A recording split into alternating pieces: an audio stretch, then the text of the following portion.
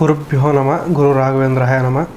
ಸಮಸ್ತ ಕರ್ನಾಟಕದ ವೀಕ್ಷಕರೆಲ್ಲರಿಗೂ ನಿಮ್ಮ ಪಂಡಿತ್ ಎನ್ ಶಾಸ್ತ್ರಿ ಮಾಡ್ತಕ್ಕಂಥ ನಮಸ್ಕಾರಗಳು. ವೀಕ್ಷಕರೇ, ಏಪ್ರಿಲ್ 2026 ಧನಸ್ಸು ರಾಶಿಯವರಿಗೆ ಮಾಸ ಭವಿಷ್ಯ ಹೇಗಿದೆ ಅನ್ನೋದನ್ನು ಈ ವಿಡಿಯೋದಲ್ಲಿ ನೋಡೋಣ. ಧನಸ್ಸು ರಾಶಿಯವರಿಗೆ 2026ರಲ್ಲಿ ಯಾವ ಫಲಗಳು ಸಿಗುತ್ತೆ, ಏನೇನು ಅಭಿವೃದ್ಧಿ ಕಾಣಬಹುದು, ಆನಂತರದಲ್ಲಿ ಯಾವ ಕ್ಷೇತ್ರದಲ್ಲಿ ಏನನ್ನು ಅವರು ಪ್ರಗತಿಯನ್ನು ಕಾಣಬಹುದು ಅನ್ನೋದನ್ನು ಈ ವಿಡಿಯೋದಲ್ಲಿ ನೋಡೋಣ. ಮೊದಲನೆಯದಾಗಿ ಏಪ್ರಿಲ್ ತಿಂಗಳಲ್ಲಿ ಯಾವ ಗ್ರಹಗಳು ಯಾವ ರಾಶಿಗೆ ಪ್ರವೇಶವನ್ನು ಮಾಡುತ್ತೆ ಅನ್ನೋದನ್ನು ಮೊದಲನೇದಾಗಿ ನೋಡಬೇಕಾಗತ್ತೆ. ಅದರ ಪ್ರಕಾರವಾಗಿ ಏಪ್ರಿಲ್ 3ನೇ ತಾರೀಕು ಕುಜ ಅಂದರೆ ಮಂಗಳ ಕುಂಭರಾಶಿಯಿಂದ ಮೀನರಾಶಿಗೆ ಪ್ರವೇಶವನ್ನು ಮಾಡ್ತಾರೆ. ಏಪ್ರಿಲ್ 11 ಮತ್ತು 30ಕ್ಕೆ ಬುಧ ಈ ತಿಂಗಳಲ್ಲಿ 2 ಸ್ಥಾನ ಪಲಟಗಳನ್ನು ಮಾಡ್ತಾರೆ. ಮೊದಲನೇದಾಗಿ ಏಪ್ರಿಲ್ 11ನೇ ತಾರೀಕು ಕುಂಭರಾಶಿಯಿಂದ ಮೀನರಾಶಿಗೆ ಪ್ರವೇಶ ಮಾಡ್ತಾರೆ. 30ನೇ ತಾರೀಕು ತಿಂಗಳ ಕೊನೆಯಲ್ಲಿ ಮೀನರಾಶಿಯಿಂದ ಮೇಷರಾಶಿಗೆ ಪ್ರವೇಶವನ್ನು ಮಾಡ್ತಾರೆ. ಅದೇ ಪ್ರಕಾರ ಏಪ್ರಿಲ್ 14ನೇ ತಾರೀಕು ಸೂರ್ಯ ಮೀನರಾಶಿಯಿಂದ ಮೇಷರಾಶಿಗೆ ಪ್ರವೇಶವನ್ನು ಮಾಡ್ತಾನೆ.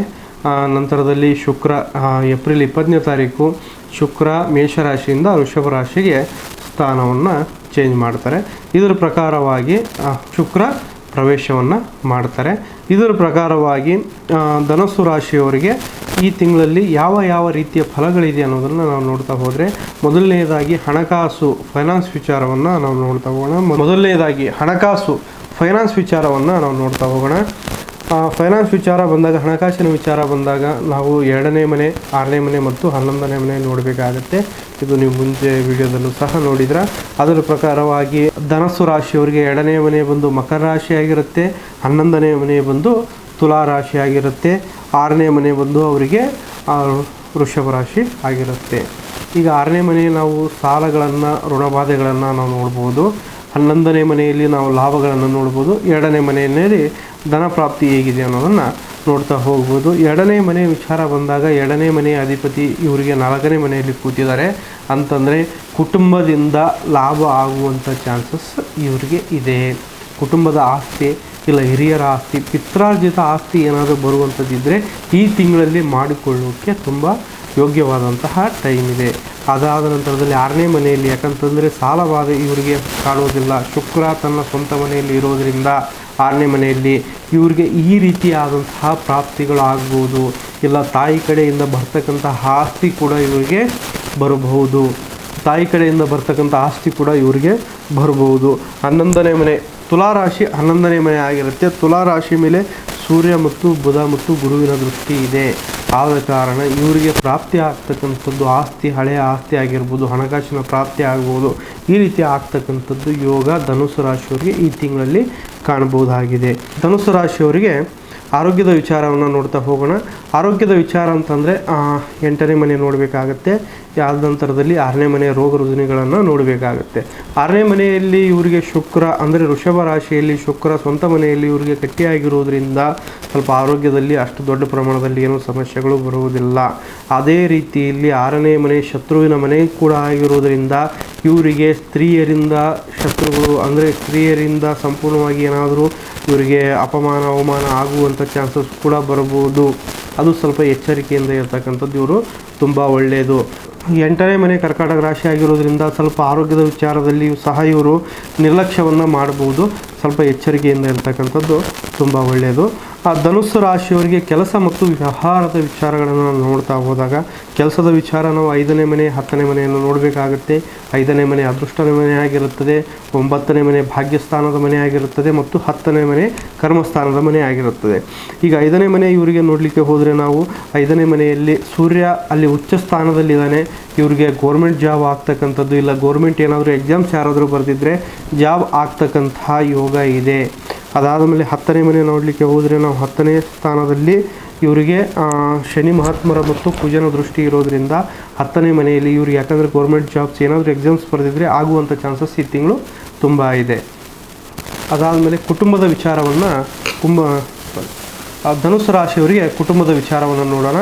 ಧನುಸ್ಸು ರಾಶಿಯವರಿಗೆ ಕುಟುಂಬದ ವಿಚಾರ ನೋಡಲಿಕ್ಕೆ ಹೋದರೆ 4ನೇ ಮನೆಯಲ್ಲಿ ಕುಜ ಮತ್ತು ಶನಿ ಇದ್ದಾರೆ. ಕುಜ ಮತ್ತು ಶನಿ ಇರೋದರಿಂದ ಸ್ವಲ್ಪ ಇವರು ಕುಟುಂಬದ ವಿಚಾರದಲ್ಲಿ ತುಂಬ ಜಾಗರೂಕತೆಯಾಗಿ ತುಂಬ ಒಂದು ಲೀಡರ್ಶಿಪ್ ಆಗಿ ನೋಡ್ಕೊಂಡು ಹೋದರೆ ಕುಟುಂಬ ಸ್ಥಾನವನ್ನು ಇವರು ತುಂಬ ಸುರಕ್ಷಿತವಾಗಿ ನೋಡ್ಕೊಂಡು ಹೋಗ್ಬೋದು. ಅಲ್ಲಿ ಕೂಡ ಕುಜ ಇರೋದರಿಂದ ಇವರಿಗೆ ಕೋಪ ತಾಪಗಳು, ಆ ನಂತರದಲ್ಲಿ ಕುಟುಂಬದಲ್ಲಿ ಕೆಲವೊಂದಿಷ್ಟು ಕಲಹಗಳು ಕೂಡ ಬರ್ಬೋದು. ಅಲ್ಲಿ ತುಂಬ ನಿಭಾಯಿಸ್ಕೊಂಡು ಎಚ್ಚರಿಕೆಯಿಂದ ಇವರು ಹೋಗ್ತಕ್ಕಂಥದ್ದು ತುಂಬ ಒಳ್ಳೆಯದು. ಧನುಸ್ಸು ರಾಶಿಯವರಿಗೆ ಪ್ರೀತಿ ಪ್ರೇಮದ ವಿಚಾರವನ್ನು ನೋಡೋಣ. ಪ್ರೀತಿ ಪ್ರೇಮದ ವಿಚಾರವನ್ನು ನಾವು ನೋಡಬೇಕಾದ್ರೆ 5ನೇ ಮನೆಯನ್ನು ಸಹ ನಾವು ನೋಡಬೇಕಾಗತ್ತೆ.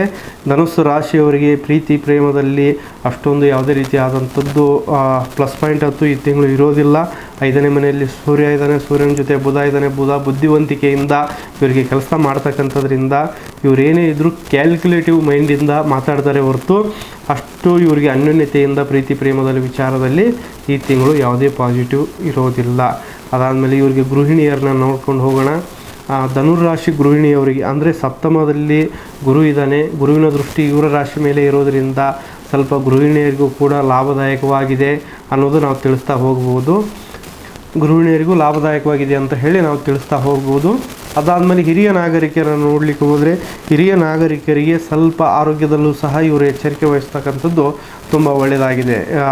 ಧನುಸ್ಸು ರಾಶಿಯ ಹಿರಿಯ ನಾಗರಿಕರು ಈ ತಿಂಗಳಲ್ಲಿ ಏಪ್ರಿಲ್ ತಿಂಗಳಲ್ಲಿ ಸ್ವಲ್ಪ ಆರೋಗ್ಯದ ಬಗ್ಗೆ ತುಂಬ ಸುಧಾರಣೆ ಆಗಬೇಕು. ಹಿರಿಯ ನಾಗರಿಕರು ಆರೋಗ್ಯದ ವಿಚಾರದಲ್ಲಿ ಸ್ವಲ್ಪ ಎಚ್ಚರಿಕೆಯನ್ನು ವಹಿಸ್ತಕ್ಕಂಥದ್ದು ತುಂಬ ಒಳ್ಳೆಯದಾಗಿದೆ. ಧನುರಾಶಿಯವರ ಶಿಕ್ಷಣದ ಬಗ್ಗೆ ನೋಡ್ತಾ ಹೋಗೋಣ.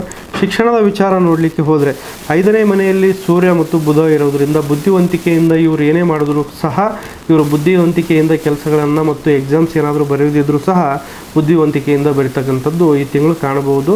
ಗುರುವಿನ ದೃಷ್ಟಿ ನೇರವಾಗಿ ಇವರಿಗೆ, ಯಾಕಂದರೆ ತಮ್ಮದೇ ರಾಶಿ ಆದಂತಹ ತಮ್ಮ ರಾಶಿ ಅಧಿಪತಿ ಆದಂತಹ ಗುರುವಿನ ದೃಷ್ಟಿ ತಮ್ಮ ರಾಶಿ ಮೇಲೆ ಇರೋದರಿಂದ ಇವರಿಗೆ ಈ ತಿಂಗಳಲ್ಲಿ ಶಿಕ್ಷಣದಲ್ಲಿ ಮತ್ತು ಆನಂತರದಲ್ಲಿ ಕೆಲಸದಲ್ಲಿ ಸ್ವಲ್ಪ ಮುಂದೆ ಹೋಗ್ತಕ್ಕಂತಹ ಚಾನ್ಸಸ್ಸು ತುಂಬ ಇದೆ.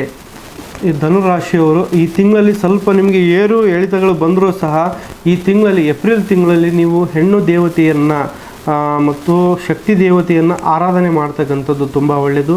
ಪ್ರತಿ ಶುಕ್ರವಾರ ಮತ್ತು ಮಂಗಳವಾರ ಶಕ್ತಿ ದೇವತೆಗಳಿಗೆ ಭೇಟಿ ಕೊಟ್ಟು ನೀವು ಆಶೀರ್ವಾದ ಪಡಿತಕ್ಕಂಥದ್ರಿಂದ ಏನಾದರೂ ನಿಮ್ಮ ಮನಸ್ತಾಪ ಮತ್ತು ಮನಃಶಾಂತಿ ಇಲ್ಲದೆ ಇದ್ದರೂ ಸಹ ಈ ತಿಂಗಳಲ್ಲಿ ನೀವು ಕಾಣಬಹುದು. ಶಕ್ತಿ ದೇವತೆಯನ್ನು ನೀವು ಆರಾಧನೆ ಮಾಡ್ತಕ್ಕಂಥದ್ದು ಈ ತಿಂಗಳಲ್ಲಿ ತುಂಬ ಒಳ್ಳೆಯದು. ಇನ್ನೂ ಹೆಚ್ಚಿನ ಮಾಹಿತಿ ನಿಮ್ಮ ಜಾತಕವನ್ನು ಏನಾದರೂ ವಿಶ್ಲೇಷಣೆ ಮಾಡಬೇಕಂತಂದರೆ ಆನಂತರದಲ್ಲಿ ನೇರವಾಗಿ ಏನಾದರೂ ಭೇಟಿ ಆಗಲಿಕ್ಕೆ ಈ ಕೆಳಗಡೆ ಕಾಣ್ತಕ್ಕಂತಹ ನಂಬರಿಗೆ ನೀವು ಕರೆ ಮಾಡಿ.